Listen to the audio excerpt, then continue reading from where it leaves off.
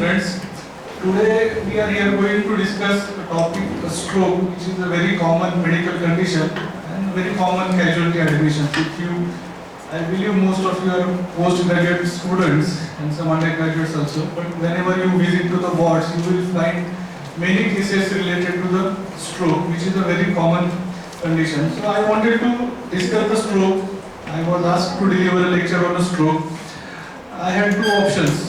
One is to create an academic kind of a lecture where I can discuss about etiology, pathophysiology, pharmacology and treatment, which is the standard.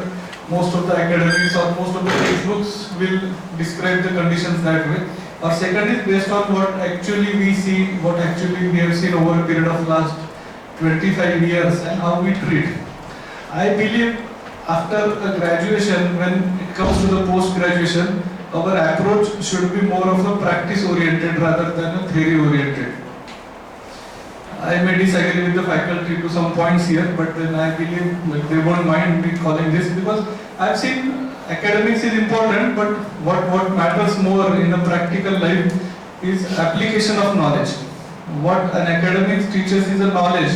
What we need to learn is an application of knowledge and understand how whatever we have learned, how we can apply to the practice. And from that point of view, we will discuss the stroke.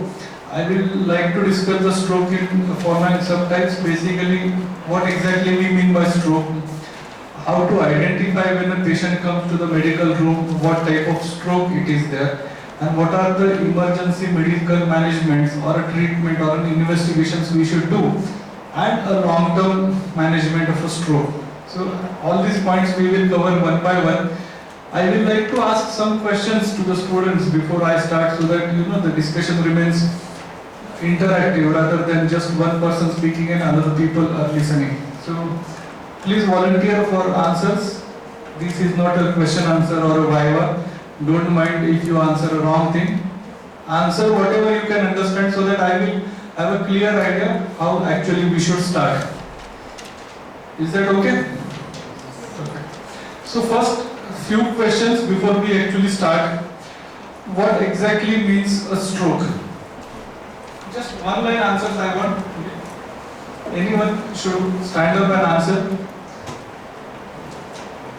And we must attempt. I'm not saying that you may be correct, you may be wrong also, but stand up and answer. What exactly is a stroke? Anybody? Who are MD students? MD students who are, please raise your hands. Final year MD students, please raise your hand. Okay. Second year? So second year students should answer this, if not undergraduate. What exactly is stroke? Is hemiplegia and stroke one and the same thing? Symptom of stroke. Hemiplegia? Symptom of stroke. Okay. But can hemiplegia happen without stroke? A person has an hemiplegia and he is not stroke patient. Can I say like this? No. What is the difference between hemiplegia and hemiparesis?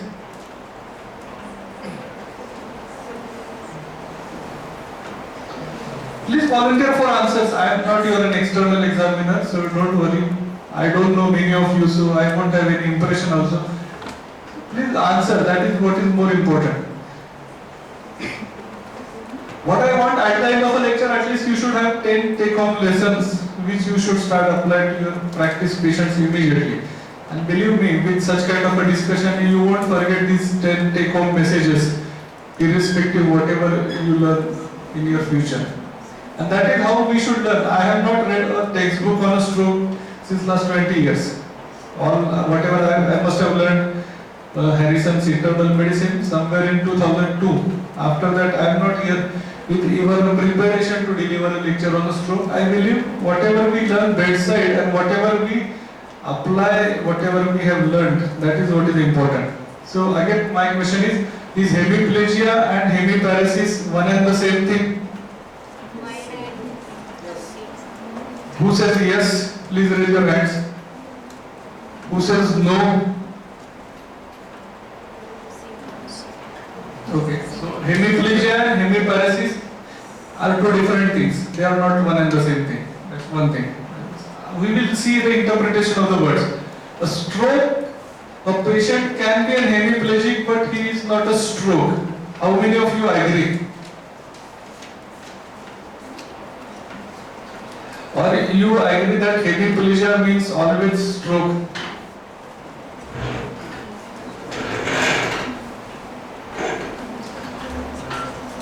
Please answer. Yes.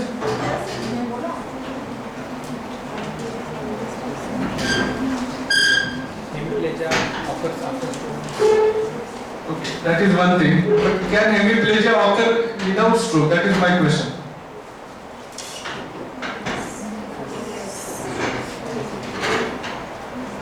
Who says yes?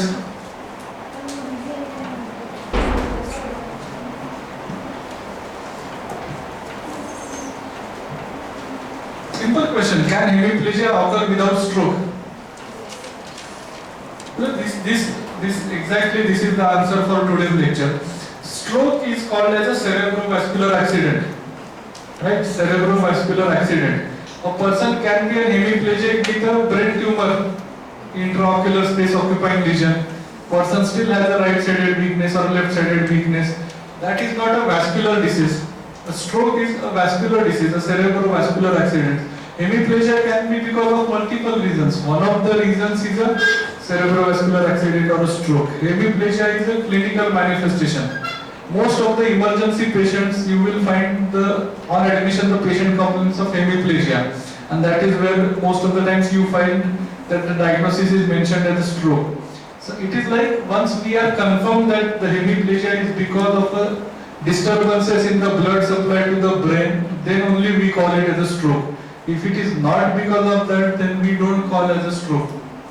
So basics has to be very clear. When we use the terminology stroke, it has to be a vascular in origin. Whatever the neurological disturbances are there, they has to be vascular in origin. Hemiplegia is like a zero power. Hemiparesis is like a partial loss of power. So hemiparesis and hemiplegia are two different things. We should use these terminologies not as a synonymous. We generally see whenever we take a ward rounds or a PG student is presenting. So let's say if he says right-sided hemiplegia, and then we ask the person to move right lower limb, and he is able to move it, right lower limb, right upper limb. He may not be able to stand, but he has no complete loss of power. So if he has a partial loss of power, we use the terminology as a hemiparesis. If he has a complete loss of power, we use the terminology as a hemiplegia. Why I am discussing these two terms, hemiplegia and stroke, repeatedly? Because most of the ward rounds you will find the diagnosis mentioned as a hemiplegia. So the correct diagnosis would be a stroke. If it is because of a bleeding, infarct, then that should be written as a stroke. Hemiplegia is a clinical manifestation. It is not a diagnosis. Hemiplegia is a result of a pathological condition called as a cerebrovascular accident. So we must understand, if you see a paper written diagnosis as a right hemiplegia, then that is a wrong diagnosis. It should be like a left cerebrovascular accident, cerebral infarct or a cerebral bleed with hemiplegia or hemiparesis. That should be your diagnosis. So why it is important is when we read a stroke in textbook and when you present a case of stroke in your practical examination or in a clinical practice, you must understand, don't use the terms quite casually. That is what is important. So always learn to understand. Don't call a patient a stroke unless you have a clinical diagnosis or a confirmation that it is because of an infarct or it is because of an IC bleed. You don't have a diagnosis, then you say that most likely it is stroke because the commonest cause of hemiplegia is a stroke. Vascular reasons are more common. Hemiplegia because of a cerebral tumor is quite rare. Hemiplegia because of head injury, it is still there. Hemiplegia because of road traffic accidents, it is still there. Hemiplegia because of a subarachnoid hemorrhage, that is also there. But when we say stroke, we must be very clear that it is because of a disturbances in the blood supply to the brain. So, is that clear? Now we go next to the how to identify the clinical patients when the patient comes to the casualty with a stroke. Now I am convinced that this is because of a cerebrovascular accident, so I am using the terminology stroke. How do we diagnose whether it is because of a cerebrovascular accident, an infarct or a bleed? So we must have a clinical differentiation based on, we should be able to differentiate whether it is a infarct or whether it is a bleed. So can anybody tell me how we can differentiate whether it is an infarct or whether it is an IC bleed? I am seeing the patient, I have not done a CT scan. I must come to a conclusion whether it is an infarct or whether it is a bleed on basis of clinical examination and whatever history that patient or the relative is telling. You have only these two options. Listen to the patient. It is a very common phrase in our textbook of medicine. Listen to the patient and he is telling you his diagnosis. And that is 100% true. Or listen to the relatives, what exactly has happened at home and how they brought him to the casualty. So now the patient is in a casualty. Patient presented with a weakness in the right side of a body or a left side of a body. As a clinician you are attending, it seems like a hemiparesis because there is nothing like a complete loss of power. Complete loss of power occurs in very few percentage of patients. It is a partial loss of power always. So hemiparesis is there. Now I have to differentiate between whether it is an infarct or whether it is an IC bleed without doing a CT scan. And I have to differentiate it as early as possible because my line of treatment depends on that. Everybody must have worked with an ICU patient. We know that case of AMI comes, we interpret the ECG and we take a decision whether to thrombolize or not. The decision has to be taken within first 3 hours. This is called as the golden hours for a treatment. The same principle applies to the stroke management also. So we must have a clear understanding that whether it is because of the loss of blood supply or a bleeding into the cerebral tissue. And how do we differentiate that? I have only couple of minutes to come to that conclusion without doing CT scan. So can anybody tell? You must have seen hemiparesis patients in the ward. Have you seen the patients? So can you tell me, on a casualty a person comes, relatives get him to the hospital, rush to the hospital and they tell them complaints. Now how do I differentiate whether it is because of a bleed or whether it is because of an infarct?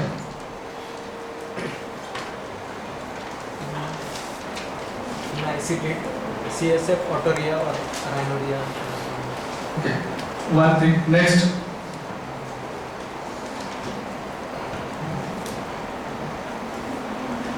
We must be able to answer after the lecture. I am sure you, whenever you visit to the ward, you will easily identify that stroke patient is infarct or a bleed.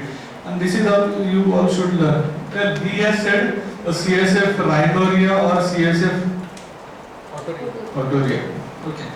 Next.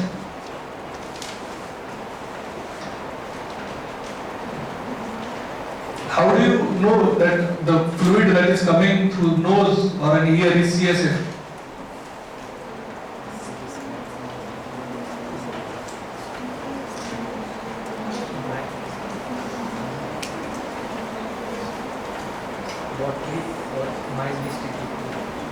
So more or less even mucus secretion will appear here. How do I know that it is CSF or not?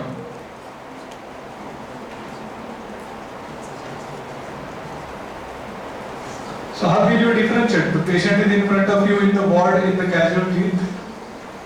He says CSF rhinorrhea autoria. I don't agree with him completely, but neither is completely wrong. It may be seen in 1 in 1,000 or 10,000 patients. This happens only in the cases of a head injury, where the base of skull is affected and then the person is presented with the hemiparesis or hemiplegia or semi-comatose status. Then we don't call that patient as a stroke, right? Definition wise, it is not stroke. So does this patient of stroke will have a CSF rhinorrhea or autoria? Answer is no. You know, we are talking about basic interpretation and a basic understanding. So only a base of skull injuries will have. these patients, the CSF has a sugar and a protein. So you have a urine sugar protein strips with you. Do you carry with you whenever you go to the ward rounds? Then how will you understand? You will have to wait for a pathology resident to come, collect sample, go, then he sees, then his boss sees, and then they report after 3 to 4 hours, and then you lose all the time. A sugar protein strips, if you dip, if it shows the proteins, then it is most likely to be a CSF. But then that is not related to the stroke, it is a clear-cut history of head injury. So we won't discuss that. Stroke, I want to differentiate whether the person has an infarct or a IC bleed. I have 5 minutes with me and I must differentiate it within 5 minutes because my further treatment remains on that. Next, anybody? How, you must have seen hemipharesis, huh? Please answer. In case of hypertension, Okay. I have yet to ask a history to the patient. So I am not asking any history to the patient, whether he has chronic cases or I am asking only couple of questions. What exactly happened? When did that happen? And what was the presenting complaint? 3 questions I am asking and I have to come to a conclusion whether it is an IC bleed or whether it is an infarct.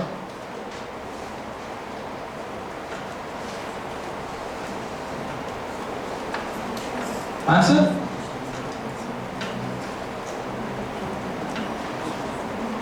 Simple thing, it is very simple. As I said, we must differentiate between infarct and a bleed. Right? Infarct happens over a period of time. Bleed happens as a catastrophic, as a sudden accident. So let's say a person says, I was quite normal at a morning time, 8 o'clock. I had a tea. And 8 o'clock and 1 minute after that I suddenly fell down and then I started noticing that one part of my body is not moving. So all these things happened in a matter of a minute. Right? Then it is most likely to be, it is bleed, most likely to be bleed. It is very important. You must ask this question or you must listen to the person who is narrating the story. Most of the, why I mentioned morning time? Even for an example, why I did not say evening time?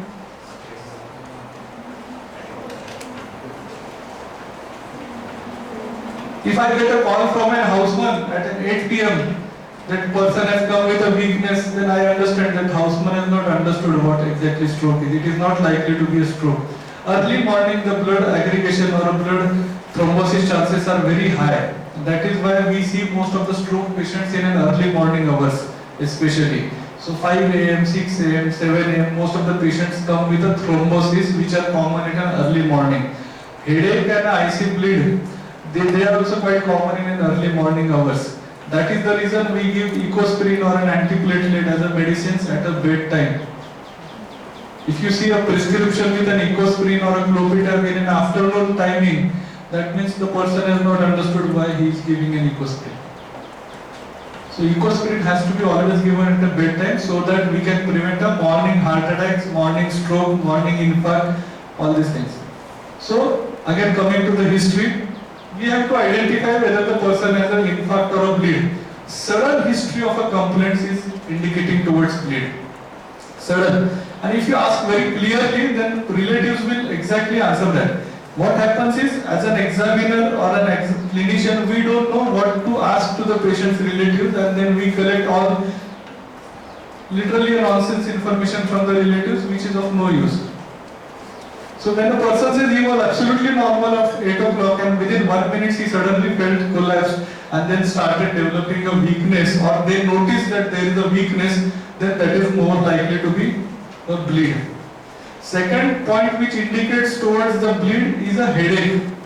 Headache and vomiting, which are less common seen in a cerebral infarct. If you see a patient with an infarct, loss of blood supply because of a thrombus and all other things, that is not, headache and vomiting indicates towards a IC bleed.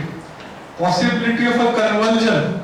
Let's say a person had a convulsion episode or a drooling of eyeballs, unconsciousness, that again indicates an IC bleed. I had 4 symptoms now. Sudden onset, a headache, vomiting, possibility of a convulsion, and a eyeball movement. If you check an eyeball movement, a conjugate eyeball movement is normally seen. When I see on the right side, eyeball moves in the opposite direction. That conjugate eyeball movement is absent basically most of the IC bleed patients. So I ask only 3 questions to the persons and I check only the eyeball movements. Unequal pupils is also indicative of a IC bleed. So all I need is a torch, a rotation of a neck to understand whether eyeballs are moving synchronized or not. And then the relatives told me that all that has happened is a sudden with vomiting and all other things. My diagnosis is that IC bleed is there. Am I clear? Now I have to differentiate whether it is an infarct or not. Now how do I differentiate a case of an infarct or not? Infarct happens basically because of obstruction to the blood supply. Bleeding happens because of a rupture of a blood vessel. Most common site for bleeding is a corona radiata. That is why the hemiplegia happens. Corona radiata is where all upper motor neurons are densely organized. So if a bleeding happens there, the damage is widespread and complete half body gets paralyzed.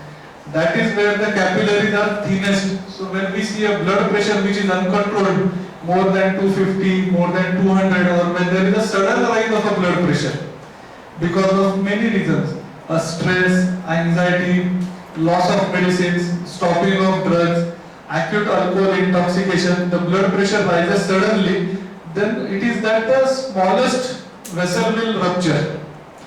The possibility when a person presents with a hemiplegia, with a complete loss of power, then it indicates that the bleeding has happened at a corona radiata. If there is a lower limb movement is there, that means if it is a hemiparesis, then the bleeding has happened either above the corona radiata or below the corona radiata because the damage is not complete half.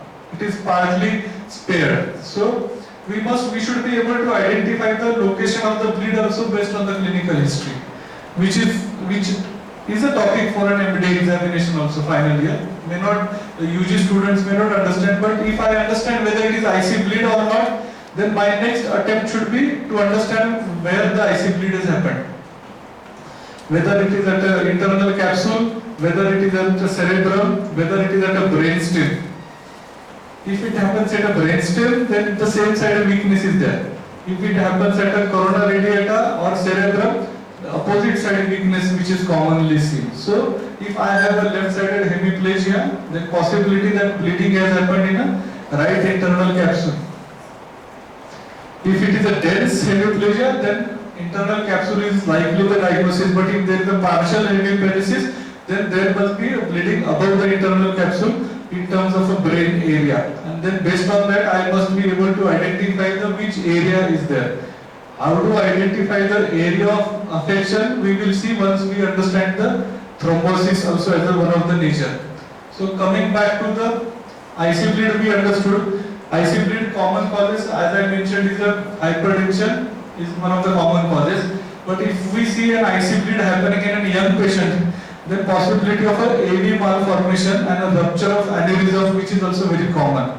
So which is generally detected. So if a person doesn't have a significant high risk factor or high risk behavior, no BP, no hypertension, still developed an IC bleed convergence, then possibility that he has an aneurysmal bleeding, which is very common. So we must also think from that direction. So we understood an IC bleed. Now infarct happens over a period of time.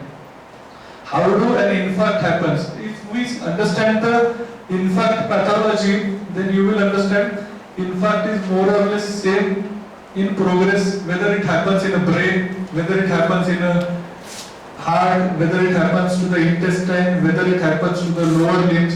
All these cerebrovascular diseases or vascular diseases, they happen basically because of atherosclerotic blockages. We all agree. We must have seen atherosclerosis.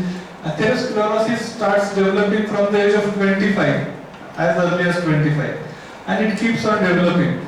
The person doesn't have a problem even with a 80% blockage because of atherosclerosis, and at times the person lands up with an infarct even with a 30% blockage in an atherosclerosis. Now these two presentations mainly depend on the nature of an endothelium. So endothelial rupture is something which is more important, which results into the platelet aggregation, and then that results into an infarct. Now infarct, a platelet aggregation takes time. Bleeding is a spontaneous. Platelet aggregation takes time. Platelet aggregation means if there is an endothelium which gets ruptured, endothelial instability, it gets ruptured, some platelet starts attaching to that site. That results into the limitation of a blood flow. Now the limitation of a blood flow is not absolute.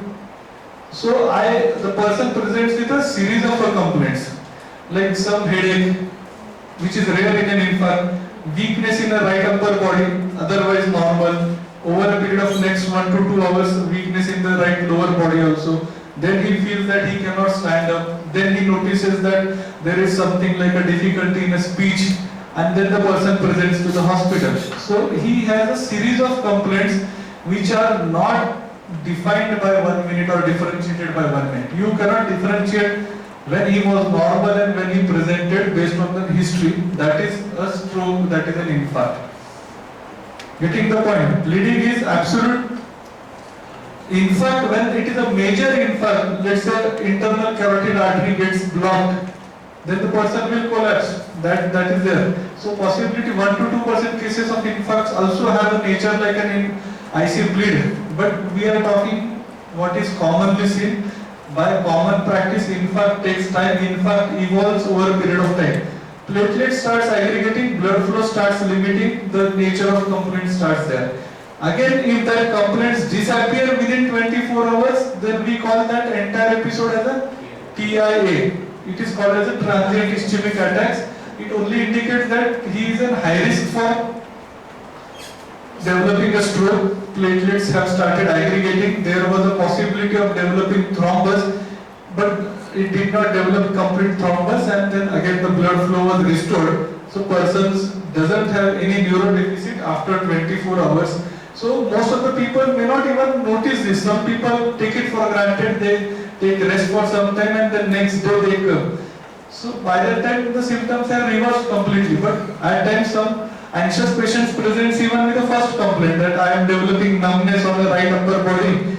I don't know what is wrong, and let's investigate. Now that is where if I find that it is basically because of an infarct or a TIA, and if I do a CT scan, then it is going to come normal.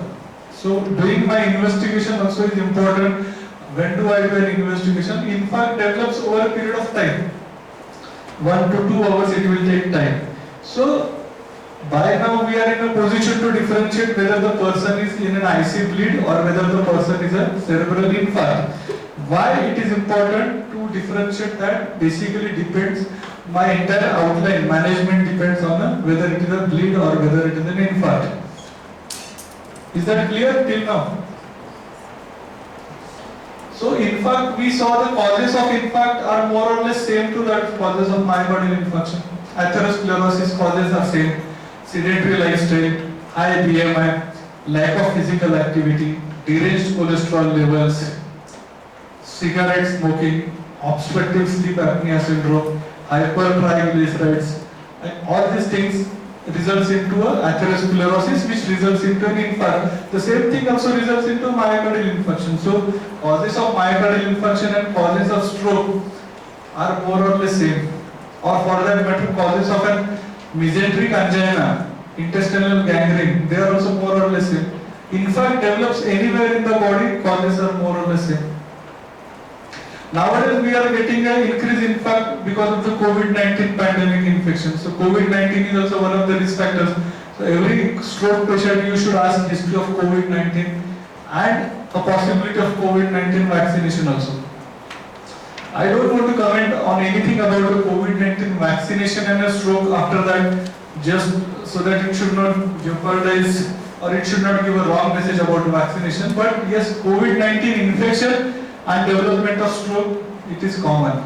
That is why most of all the COVID-19 patients recovered, we give them a blood thinner at least for a period of 1 year or so, ecospirin. It is essential because we have seen patients coming up with a intestinal infarct after COVID-19. Again, in intestinal infarct, if you understand the infarct pathophysiology, you will be able to identify infarct anywhere. Abdominal blood vessels, blood supply getting obstructed over a period of time. So complaints will be over a period of time, not sudden. Complaints will be initially pain, then there will be a dilatation of intestines, then there will be distension and some amount of bleeding will be there. So if we see the nature of complaints, you will be able to identify whether it is infarct or a bleeding. So by now, I have a patient in a casualty room. He came with a history of hemiparesis-like symptoms, and then I am able to differentiate whether it is a infarct or whether it is a bleeding based on a simple clinical assessment. I have not discussed anything from a textbook, not. I have not discussed anything about the risk factors also.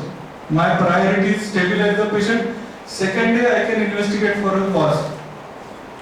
In exams you have to tell what are the risk factors and reasons. In practice you have to stabilize the patient. Second day you have a time you can investigate what may be the risk factors. Ultimately understanding the risk factor at the time of a stroke is not going to help you. So if you see a lab done at a casualty, if somebody is in a hurry to send all the labs, then he has not understood. I have no point in knowing what the cholesterol is when the person has come to the stroke. I am not going to do anything for that cholesterol. Atorvastatin I have to give anyway for a stroke, not because of cholesterol, but because of endothelial stabilization. So I don't do a lipid profile and I start him atorvastatin once I am confirmed that it is an infarct. So my investigations also indicate how much I have understood the patient's clinical presentation. Atorvastatin lipid profile I will do on a day 5 once everything is stable. Then I will do investigations. I have enough time. I can go and read also and come back with some miscellaneous investigations if I have to do. But they are of no help. So the only investigations which matters in a casualty room is whether to differentiate between a stroke or a bleed. Clinically we are convinced.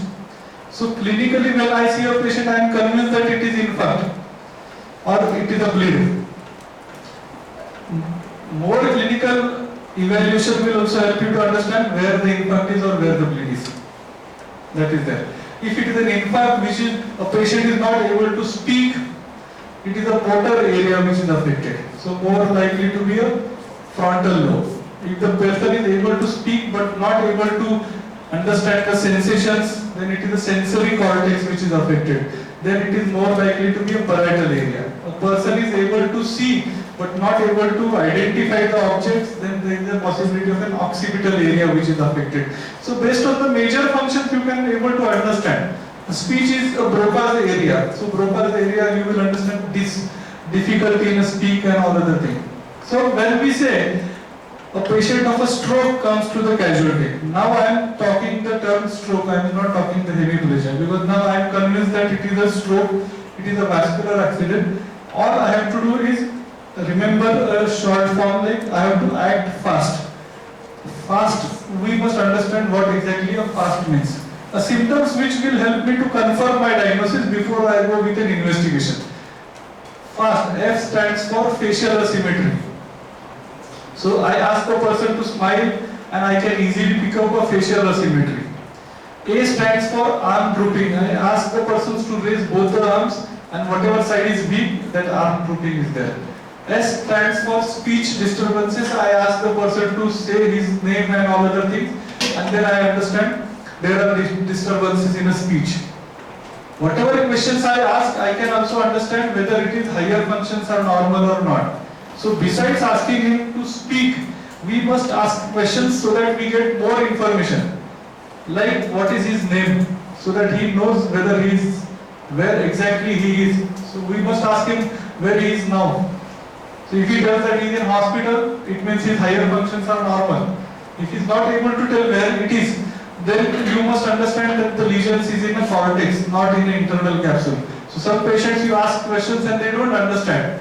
Weakness is not as like hemiplegia. Persons are sitting, but if you ask where are you, he doesn't understand. He doesn't understand what is around. So he sees towards only one side of a body. He feels that other side of a body doesn't exist. So all these higher brain functions, if they are affected, then the possibility that infarct is in a cortical area, not in internal capsule or not in a brainstem.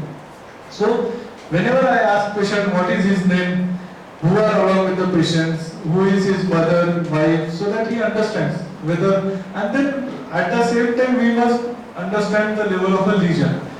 So by fast I mean I must confirm a facial asymmetry, arm drooping and speech disturbances. If all three are there, then the T stands for, act urgently. The time is what is important. Now I have only 3 hours. A stroke is something which is, in fact, if it is there, then I have only 3 hours which are very crucial for a management, and I must take a call whether to thrombolize that patient or not. Initial line of treatment for a stroke was mainly a mannitol, anti-platelet kind of a things, and an anticonvulsant so as to prevent the convulsions. Now with the recent management in a stroke, why stroke is being discussed is the treatment is possible. A thrombolytic therapy which we give for a myocardial infarction, the same treatment is available for a stroke or a cerebrovascular accident. So all that before I have to start that thrombolytic therapy, I must confirm my diagnosis of a stroke as an infarct immediately. So first 3 hours is something where I can give thrombolytic therapy. Additional 1.5 hour is grace period where I can still take a call and give a thrombolytic therapy. Basically in India people don't present to the hospital in first 3 hours.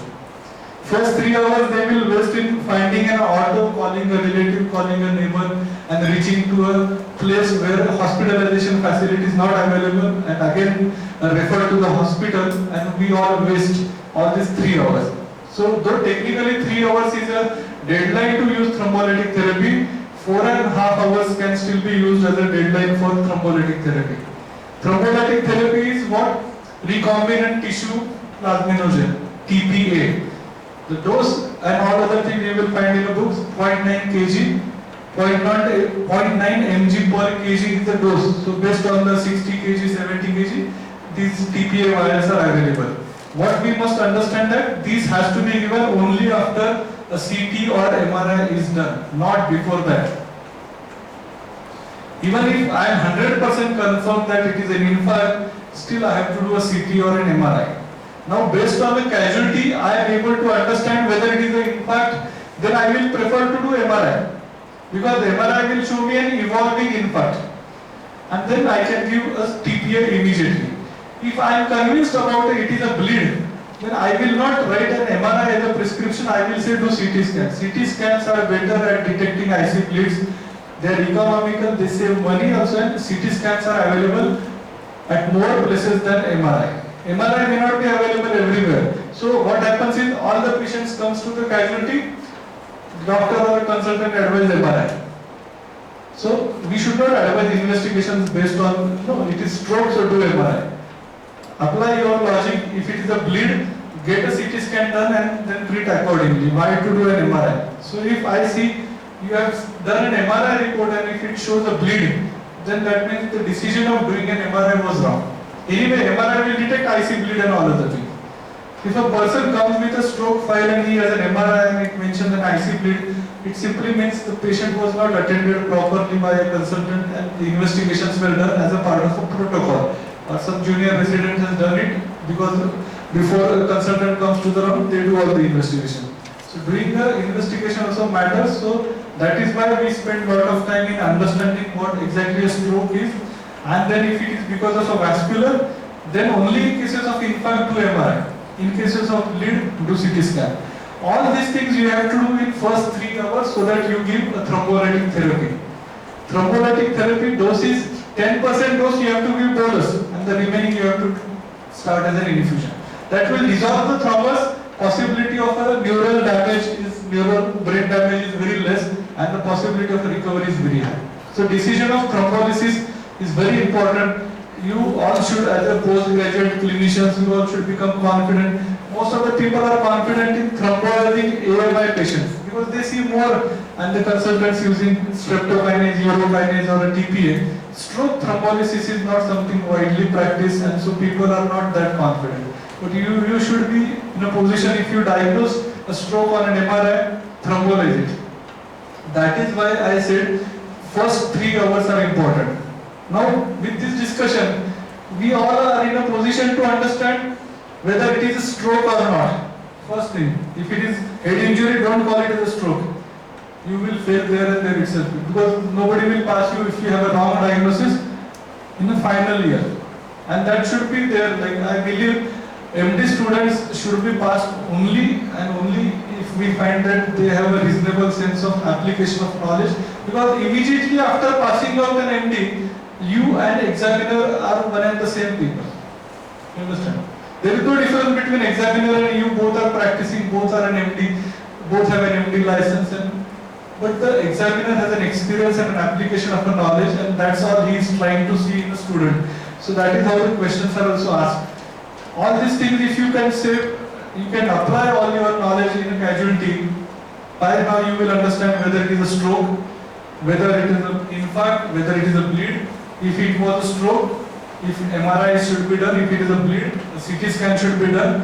If it is a stroke and presented in 3 hours, why not a thrombolytic therapy? If it is an IC bleed, then we have a different line of treatment. But all this we discussed as a bedside examination. I hardly have anything. I only have a torch, hammer, and I am able to say whether it is infarct or whether it is a bleed. If it is infarct, which area? Cortical internal capsule. Bleed, if it is the internal capsule or a cortical area. Now my investigation should start to the patient of a stroke. So investigations, if you understand what all investigations to be done, you will never forget a stroke or any vascular condition.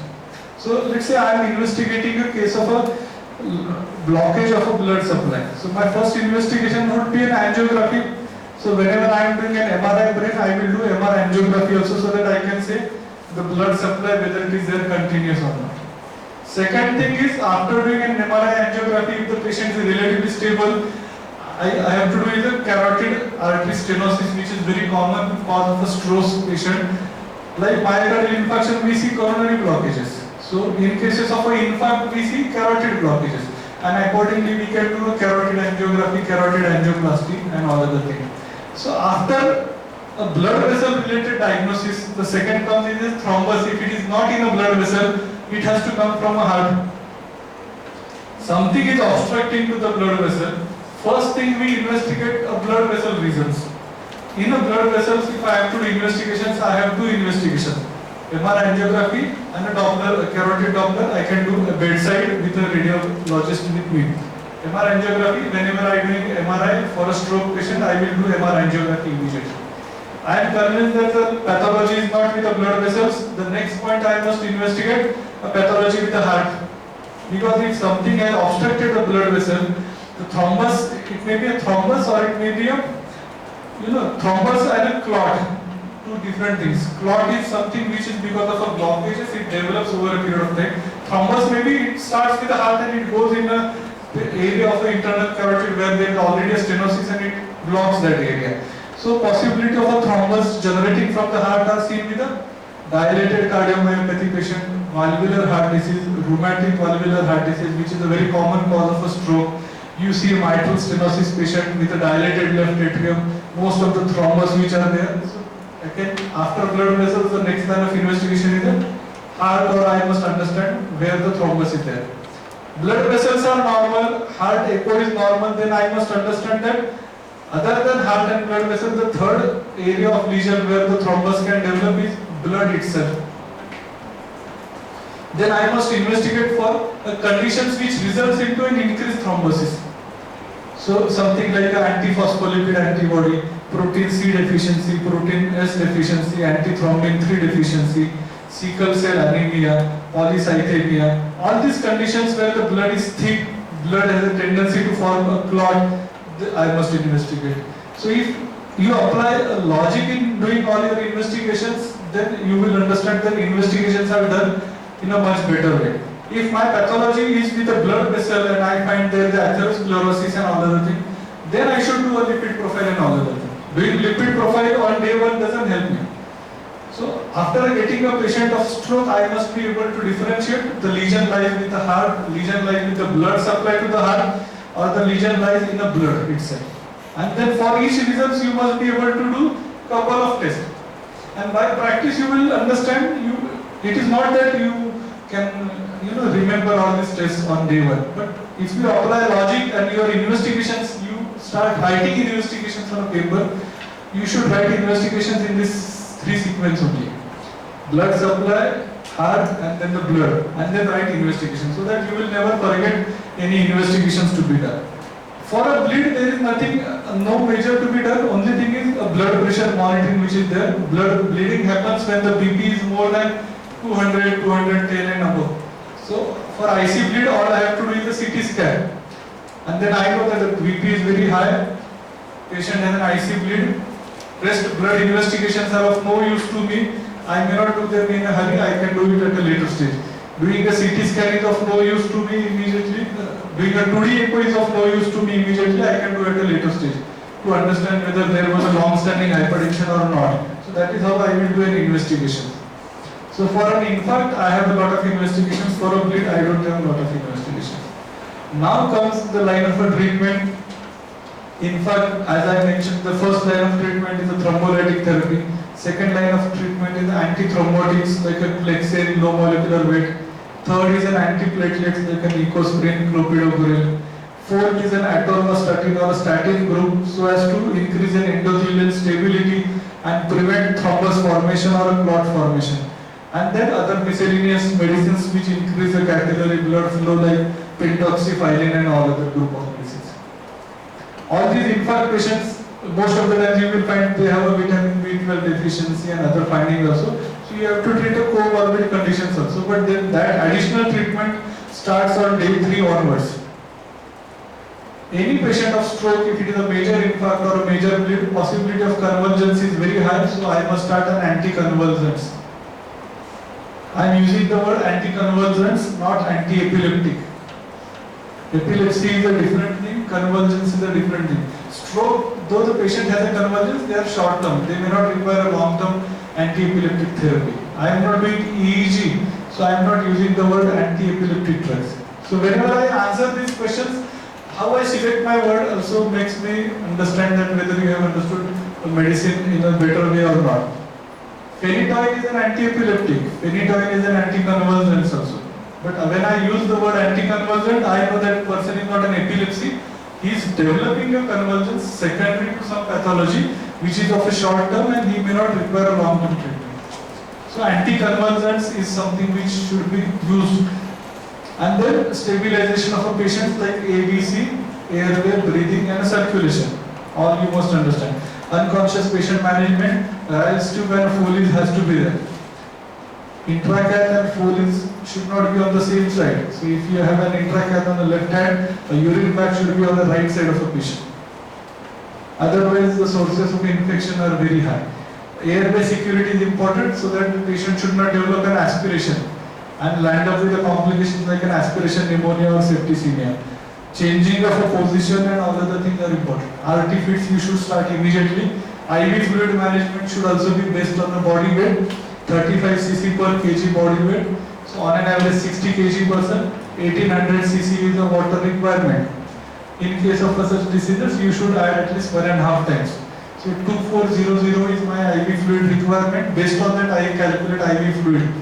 So if I am giving RT liquids through RT 1 liter, then I give difference as an IV fluid. If I can give 2 liters through RT, I need not give too much of IV fluids. Because the person has a heart problem, you cannot give IV fluids. If a person has a rheumatic heart disease and you calculate fluid requirement as a 2 liter and Houseman starts 2 liters through IV, the person lands up with a failure. In that case, you must understand the requirement is there. Route of operation should be based on your clinical judgment. I can give tablets orally, I can give injections. Whenever a person is not able to swallow the tablet, then only I give as an injection. Or a drug which is not available in an oral form, I give as an injection. Insulin being not available in an oral form, I have to give an injection. But pantoprazole is available orally also as an injection also. If I can give as an oral tablet, I should prefer that rather than using as an injectable. Orally, if a person can swallow, give it. If person is not that conscious, Ryle's tube and give medicines through Ryle's tube. You can give medicines even through Ryle's tube, most of the things. So IV fluids and possibly an antibiotic should only be given as an IV infusion. But in wards you will find the patient with Ray's tube, even paracetamol is given as an IV. That is of no use. And the cost of that is very high. A paracetamol tablet costs 50 paisa. Paracetamol injection costs 350 rupees. We must understand these dynamics whenever we are giving a treatment to a person. So, after a couple of days, the patient is stabilized. 72 hours is something where the cerebral edema lasts. Whether it is an infarct, whether it is a bleed. So, for us to understand whether the patient is recovering and for relatives to understand the patient is recovering, it is going to take at least 72 hours. Before that, you should not be